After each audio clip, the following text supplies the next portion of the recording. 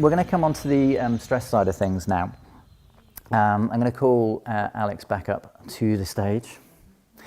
I just want to show you quickly before I talk about the stress things and then wrap up. We're going to test Alex, who is super strong. I've trained her with once. I know she's super strong. So just pop the arms out to the side for me, please, Alex, and just do the test. We're going to stop me pressing downwards. Lovely. Okay. And just relax down a moment. Now, Alex, what I'd like you to do is we prepared this bit, I will admit. We've just chatted earlier and just trying to think about someone who Alex has an issue with in life. She's not going to say who it is or give the number or the address or anything like that, but she's going to visualize that person. I just saw her posture change straight away, okay? So just visualize that person. Just face that way again for me. Visualize being in their company for me, please. And think about the worst thing they've ever done to you. So you can see as soon as we're not on our game, thank you, Alex. As soon as we're not on our game, emotionally, physically, the picture changes completely. It doesn't need to be something that dramatic. Think about someone who inspires you now, please, Alex. There you go. There you go. So you can flick it back that quickly. She just looked really, really worried over there. Yeah, that's how important it is. And you saw the performance drop straight away. Of course, if your muscles aren't performing as you expect them to do, you're more prone to injury as well. So that's kind of a really nice, practical example of exactly what I'm saying. We could go around the room and do that, but that would seem a little bit harsh. So just to finish up, advice in terms of stress management. These are stuff that I've kind of learned by accident as much as anything over the last 15 years, just in terms of talking to people, listening to people, and helping people through injuries from a kind of physical and emotional perspective. The breathing that we started with, do that, do lots of it. Get it into a routine in your life, because if you have a specific time when you do it, it means you're less likely to drop it. If you want to feel good in the morning, maybe do it before breakfast, do it after breakfast, after you've had a shower, at lunchtime, lock yourself in a meeting room halfway through the day. When you get home at the end of your day, when the kids have gone to bed, just before you sleep. Before you sleep is a good one, but the problem is you fall asleep straight away, so you don't get that active relaxation kind of thing, but you do get a good night's sleep. So yeah, build it into your routine. The longer you can do it, the better. Start with 2-3 minutes, just in case you get lightheaded, because again, you're not used to the amount of oxygen you're taking in, and then kind of drag that out gradually. Again, the simple reason is that when we're relaxed and calm, we just feel less stress, less pain, and we're in better position to judge what our body should be doing and make those calls rather than smashing through it or being scared of it. And they're the two extremes that I've seen from everyone. General stuff now in terms of, I see, and I'm guilty of this myself, hands up, just rushing. You often see me rushing. My office is literally there, and I'm sort of rushing last minute to get in the change room. We're all rushing around. We rush, got to be here, got to be here, got to be here, got to be here, got to be here.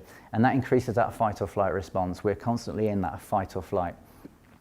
Which is great. It's, if you're there 70, 80% of the time, that's not a problem. There's a lot of stresses going on in the world, but you need that downtime. And again, that brings us back to breathing or other things that are good at helping you switch off. TV doesn't count as switching off. That's like a lobotomy. You might as well not bother. Booze, my personal favourite. That doesn't count either. Recreational drug use? No, sorry. We want to do these kind of active relaxation exercises. They're kind of coming into the press in terms of mental health as well at the moment. When was the last time you went for a walk for the sake of it? Just to actually go for a walk. It's a lovely thing to do. Yoga, meditation, those colouring books have been shown great for helping dementia, avoid Parkinson's, all these kind of positive things. And again, just reduce those stress levels. Things that are kind of quite mindful, I guess. Things where you're just focused on the things, kind of artwork, reading, knitting, any kind of embroidery. And dare I say it, sex. A lot of us are too busy on social media to even think about such a thing.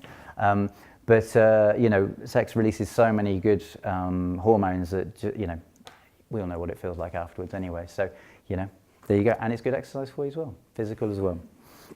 Another nice little one that people sometimes go, I couldn't possibly do this. Take your work emails off your phone. It's just, I did it about 18 months ago. It's so liberating. People can wait. You know, I can't fix their ankle over a phone. I can't, you know, we'll get to it in good time. Some people, I appreciate their jobs is just not possible, but maybe just switch the notifications off. You know, you're going to need that access to the email. Switch the notifications off. Cut yourself some slack. You know, maybe put your notifications so that you go through once an hour. Not that constant stream again, which increases your fight or flight. A lot of it is nice. A lot of it is lovely to see, but it's that constant drip of information that we have. A cut-off at night time for technology use, I think, is really nice. Mine's 10 o'clock. I tend to go to bed about 11:30, so I've got that hour and a half where I'm just kind of reading, chilling out, doing some breathing, occasionally having a beer if I'm allowed. I allow myself occasionally. So those kind of things are really lovely to do, simple thing to do. I'm not a fan of social media. Jane does it brilliantly. If ever you're going to do social media, do it like Jane. I'd love to do social media for my business like that. But you know, a lot of it is so positive. A lot of it is so positive. But again, it's that constant, oh, I must do this, I must do this, I must reply to this, and it just snowballs, and you haven't got that time to switch off, relax, and take it easy. And finally, my challenge to you, exercise your brain. Okay, we're all great at exercising our bodies. How good are we at exercising our brains? Not very. How many hours do we spend a week exercising our bodies? A lot. How many hours a week do we spend exercising our brains? Not at all. So in terms of what I would recommend, you've got, you know, if we take kind of serious mental health conditions, you know, psychiatry at the top of the tree. Then you've got stuff where you kind of know you've got some issues that you would like to work through and you're really struggling to work through, so kind of psychotherapy, counselling are the next layers down. You've got kind of life coaching, I think, beneath that, which is kind of sometimes you've got a goal. Some life coaches are very goal and inspiring orientated. Other life coaches are a bit more kind of towards kind of counsellor end of thing, whatever works for you. Then you've kind of got, you know, humble sports therapists trying to nudge you in the right direction because it's going to help with your physical condition. And, you know, you've got all these self-help kind of books as well. I'd recommend you to get involved in these things, even if it's just at a self-help book level. There's loads of great ones I could recommend. We've all got baggage, and the sooner we all admit that, the better. And that, again, from part of this talk, just feeds so much into our physicality.